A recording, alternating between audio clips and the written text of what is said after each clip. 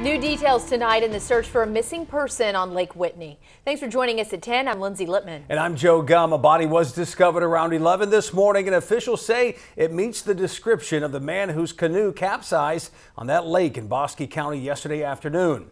Erin Heft is out at the exact cove where it happened. She spoke with both officials and those who live nearby. Erin, what can you tell us?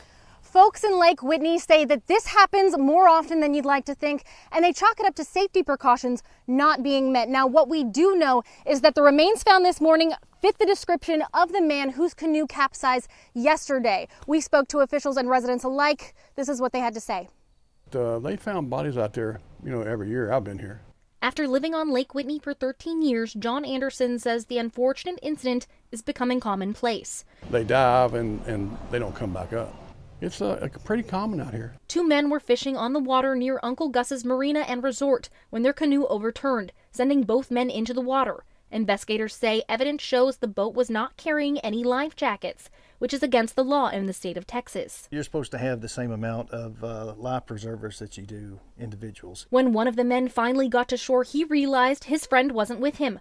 Bosque County Sheriff officials say they responded to the call late afternoon on Monday to reports of a possible drowning. That's when the search began. Lake Patrol, they were out here. Most of this lake's pretty deep compared to a lot of the Texas lakes. Bosque County game wardens found the man's body this morning, drifting in approximately 6 to 10 feet of water, in the same cove where the fisher's canoe capsized. That body is headed to American Forensics to have an autopsy performed on the body. The autopsy will confirm how the man died and his identity. Officials say it's a grim reminder of the importance of obeying boating laws that are often broken. Wear a life jacket.